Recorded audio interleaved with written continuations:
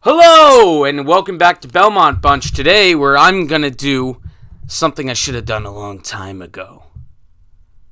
I'm going to talk about the Islanders and how they need to blow it the fuck up, because this team is terrible.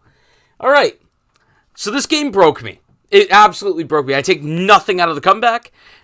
They were awful. If it wasn't for Varlamov, it would have been 10-0, 10-1 going into the third. This is a bad hockey team. This is a hockey team that's not built to win in the year 2022.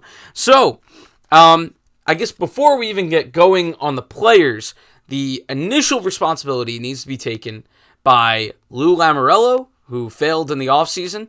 I thought he had done an okay job at the time, and I was wrong.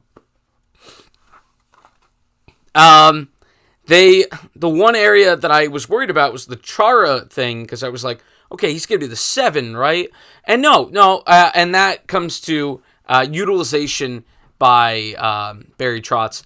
Now, I completely understand that Trotz was not put in a position to succeed with Zdeno Chara as a guy that had to play every day.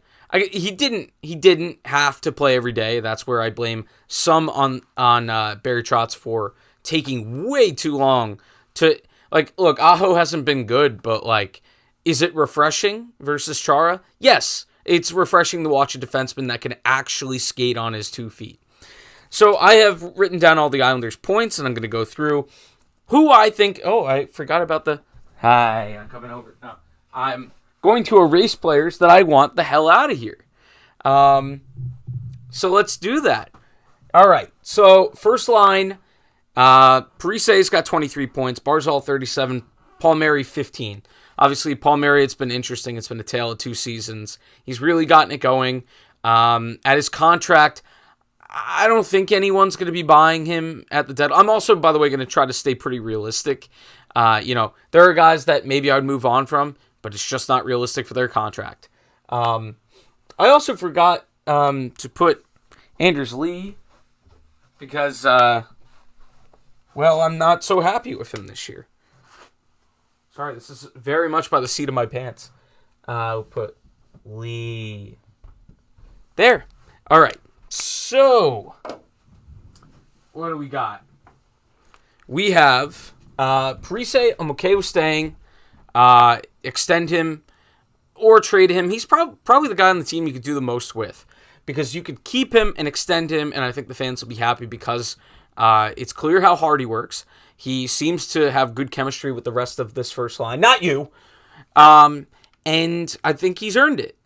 So, we'll see. Maybe they could trade him and then sign him back in the offseason.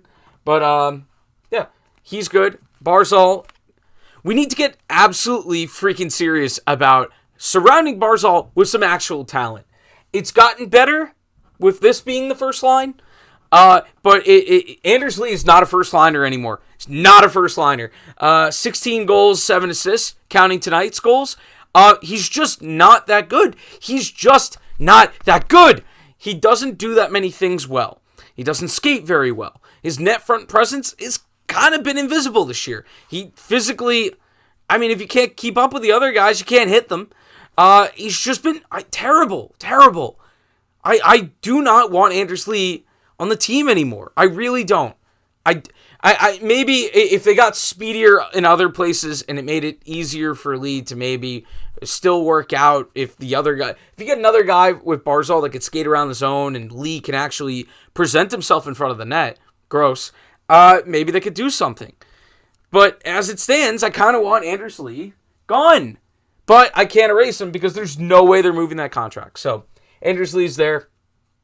Second line, Bellows. I'm willing to just keep giving him minutes, keep finding out what he is. I'm pessimistic on him being a full-time anything past the third line, up. But, if you went to a different team, maybe it would work all of a sudden. Brock Nelson, perfectly fine at 2C. He's a little bit streaky. He's got 31 points. Second on the team.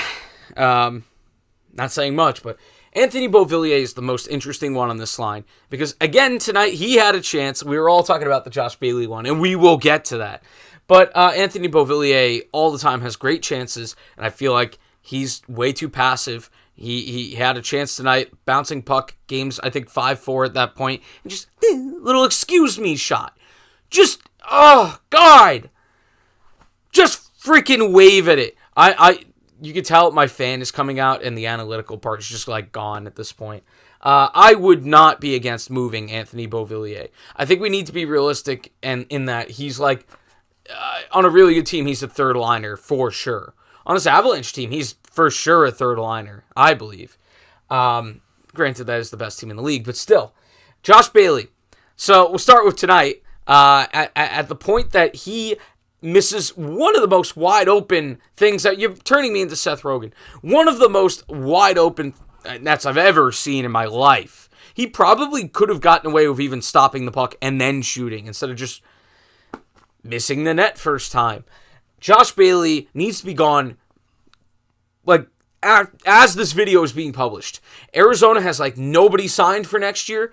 Josh Bailey doesn't have that much time left on his contract. His cap isn't awful for a team that doesn't expect to compete. Get him the hell out of here. I'm going to do a full video at some point, inspired by my friend, on my Bailey arc, because it has been all over the place.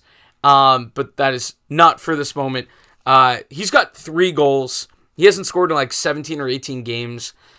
He shouldn't be playing. I mean, Barzal being hurt is the only reason Josh Bailey's in the lineup. And I would argue, I don't even think with much disagreement, that Austin Czarnik would probably be better in the lineup right now than Josh Bailey. Josh Bailey, 23 points, 3 of them goals. Very helpful, Josh. I've never seen a player just lose his confidence. The drop-off from the playoffs last year to this year's regular season, he looks like he's afraid to play hockey at this point. JG Pajot has not been good.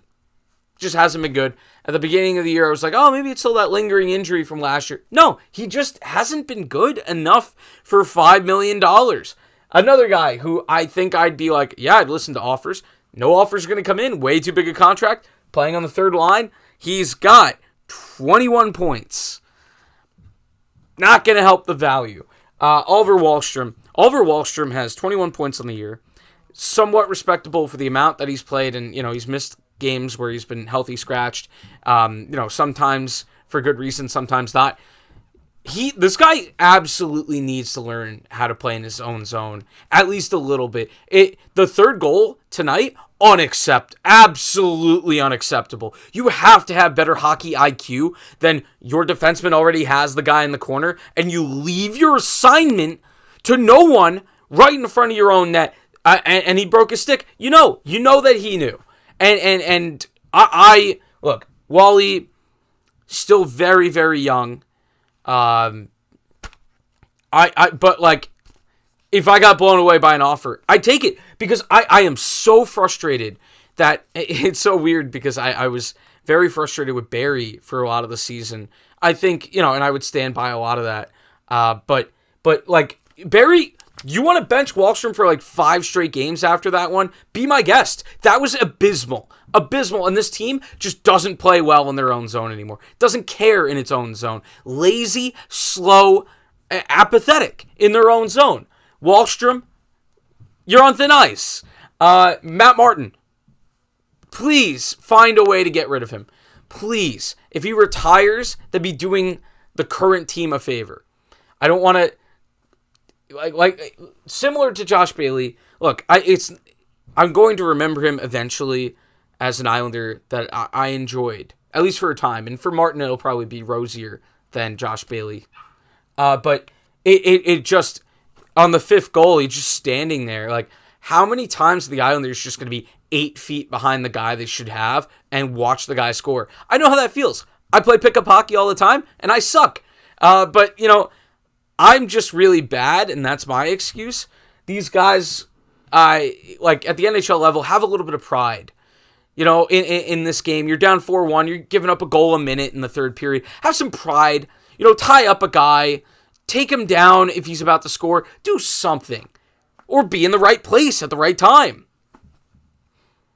So Matt Martin, just please, God, get rid of him. He's making too much money, and he's not even making that much money. Casey Cizikas, this one breaks my heart. My favorite part of the fourth line, I have his jersey. Just not that effective anymore. He's not the pest on the forecheck that he used to be. On the penalty kill tonight, he had a steal. He stole it from McKinnon, put one hand on the stick, got stick lifted going back the other way now. And that's just emblematic of this Islander team really, really losing all of the details. No attention to detail on this team. And Cizikas, it hurts because he used to be one of the best in terms of just, wow, what a two-way game. Just really good penalty. Unbelievable penalty killer. It's just gone. It's just gone. I just haven't seen it this year. And that's another contract. Hey, you want it? Take it. Absolutely. I forgot to be erasing. So, Martin, Bailey, that one hurts. And then now Clutter hasn't been terrible this year, but you have to trade him. Like, you absolutely have to get something back for him. The Islanders need to take something out of the season that isn't just, we suck, everybody walks. No, you need to get assets back. Did I mean to get rid of anybody else? Well, I know he's not, yeah. Anyway. All right, now we get a little bit less embarrassing. Adam Pellick. I've actually been impressed. I think his offensive game has improved this year. He has 17 points. Continues to be the best defensive defenseman. Yeah, super safe. Adam Pellick, been awesome. Ryan Pulock, difficult year. One of the few guys that I'm willing to be like, all right, give you another shot. Rough year. You were hurt a lot. I think now being reunited with Pellick is starting to help him. I'll give him some time. Lenient on Ryan Pulock. Andy Green has been serviceable, and I think if they wanted to bring him back next year to be that last guy on the left side, I think he's been good enough to be that.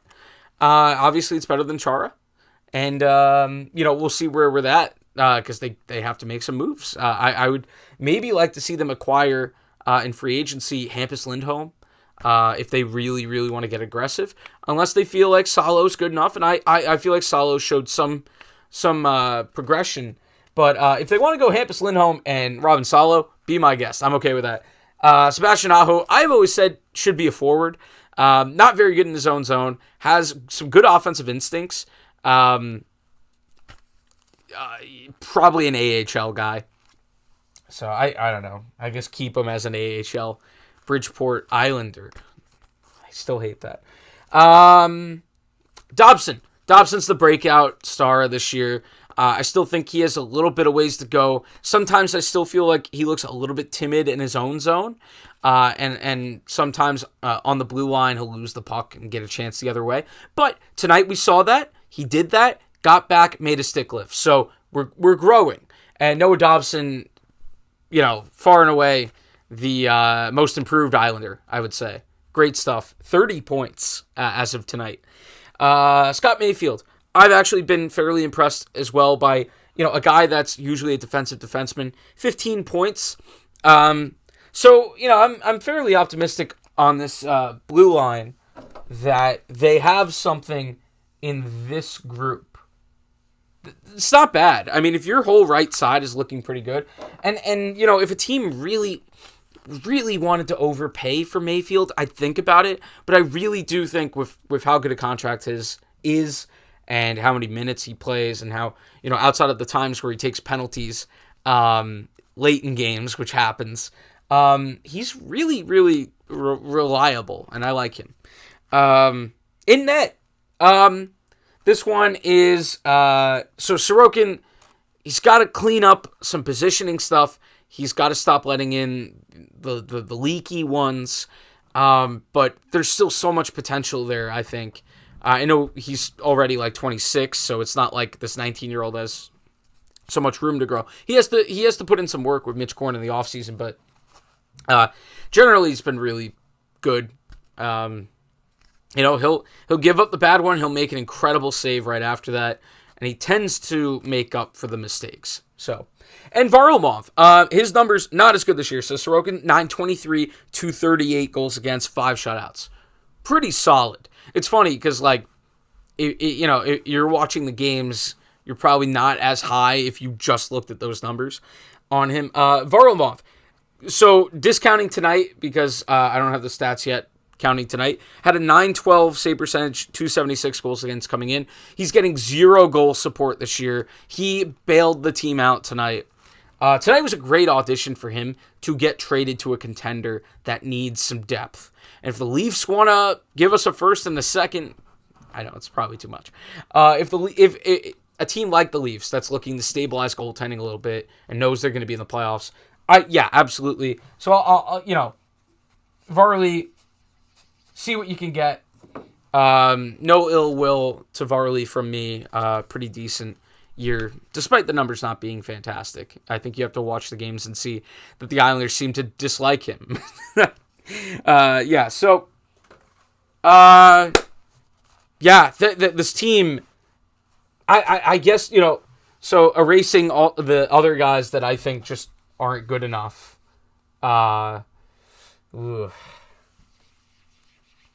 So now we're getting rid of the guys as well that I just think haven't been good enough this year. It's going to be a lot of guys.